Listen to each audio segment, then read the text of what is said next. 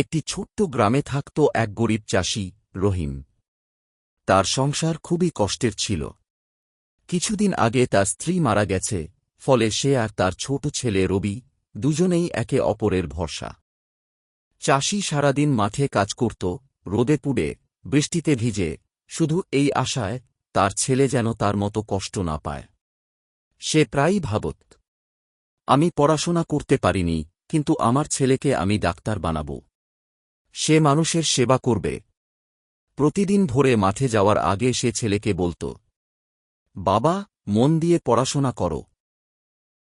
রবি, আমি মাঠে কাজ করতে যাচ্ছি, তুমি ঘরে থাকো, সাবধানে। আচ্ছা বাবা, তাড়াতাড়ি ফিরে আসো।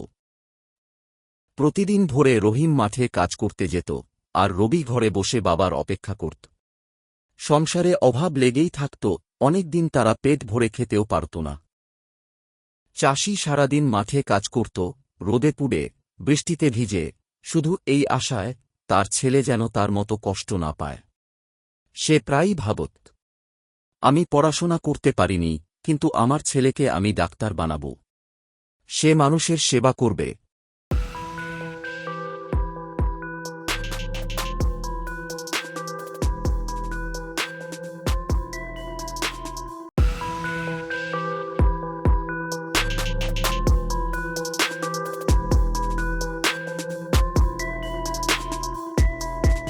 একদিন মাঠে যাওয়ার পথে রহিম একটি অদ্ভুত মুরগি দেখতে পেল। মুরগিটি একা একা ঘুরছিল।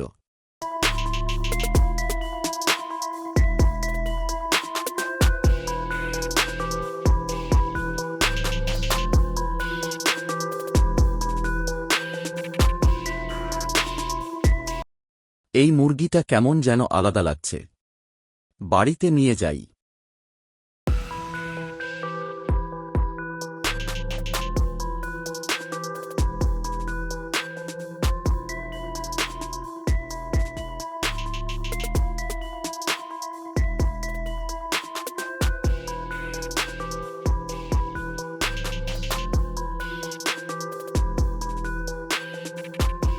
রহিম সেটিকে বাড়িতে নিয়ে এল।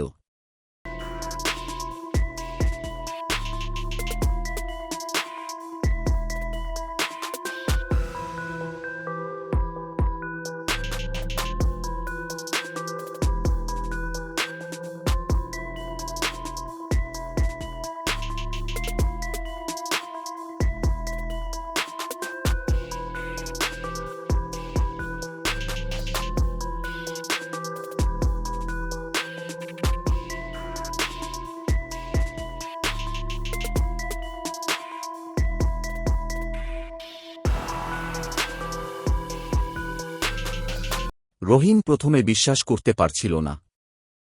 পরদিন সকালে মুরগিটি একটি ডিম পাড়ল, কিন্তু সেটি ছিল সোনার।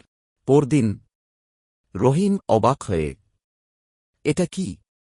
সোনার ডিম! এ তো অবিশ্বাস্য। রবি, বাবা, আমরা কি এখন আর গরিব থাকব না? রহিম হাসি দিয়ে, না রে বাবা, এখন আমাদের দিন বদলাবে।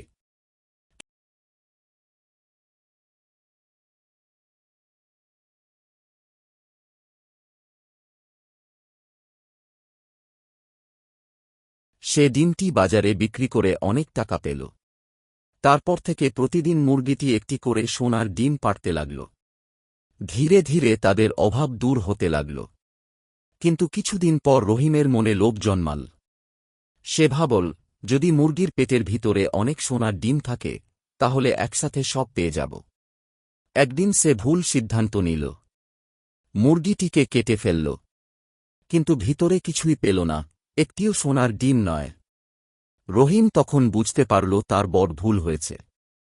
লোভের কারণে সে তার সুখের একমাত্র উৎসটাকেই হারিয়ে ফেলেছে। সে কাঁদতে লাগল, কিন্তু তখন আর কিছুই করার ছিল না। বাবা, তুমি কি ভাবছ? রহিম, কিছু না। আমি একটা বড় সিদ্ধান্ত নিতে যাচ্ছি। রহিম কাঁদতে কাঁদতে, আমি কি করলাম? সব শেষ করে ফেললাম। রবি দুঃখে, বাবা, আমরা আবার আগের মতো হয়ে গেলাম। রহিম, হ্যাঁ রে বাবা, আমার লোভই আমাদের সর্বনাশ করল।